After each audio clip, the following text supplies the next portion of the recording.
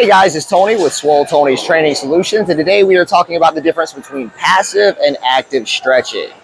As the names imply, a passive stretch is when you sit and just hold a stretch, and an active stretch is when you're actually moving through some kind of range of motion.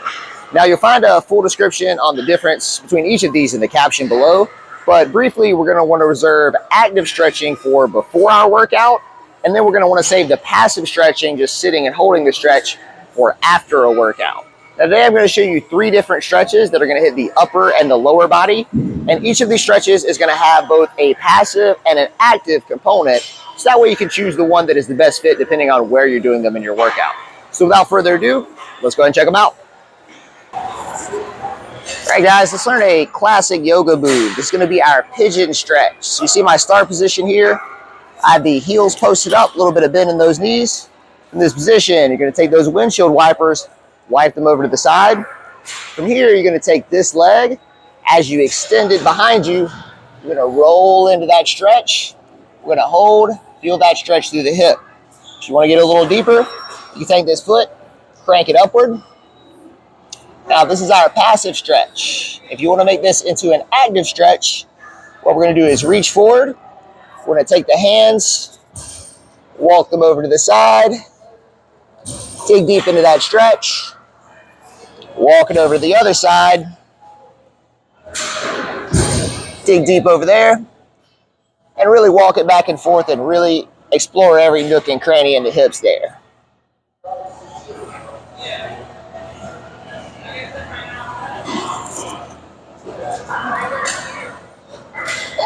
So again, guys, that is going to be our pigeon stretch. So this all-purpose hip mobilization is my absolute favorite way to warm up the lower body.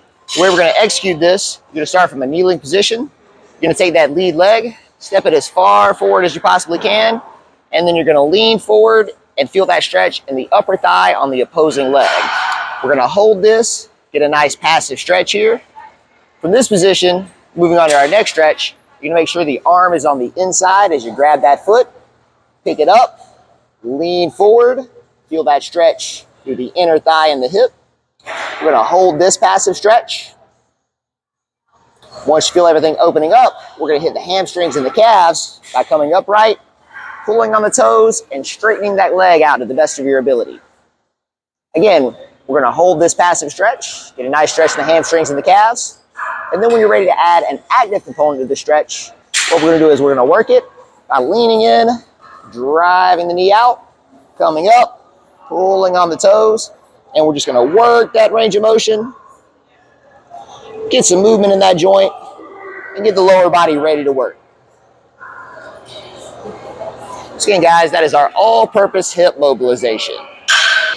To stretch out the chest and the upper body, we're going to want to find some kind of frame that we can brace on. Grab onto the frame on each side, and then all you're going to do is keep the elbows straight as you lean in and open up all the way through the chest. We're going to hold for 1.5 minutes up to 2 minutes. If you want to get a deeper stretch, we can do just a single side at a time. That allows you to turn away and dig a little bit deeper into that muscle. And that's how we stretch out the chest and the upper body. Band over and backs. These are going to be one of the best ways to loosen up everything in the shoulder and the upper body. So we're going to take a band, start with the band at your waist. You're going to take it around the head all the way to the butt, and then circle it right back around to the waist. If you don't feel a good stretch here, what you want to do is choke up on the band to make it a little bit more challenging. You want to make sure, though, that you can keep the elbows straight. We don't want to make it so challenging that we're doing this type of thing. Elbows straight as you take it around the head, all the way to the butt, and then back. Again, guys, that is going to be our band over and back.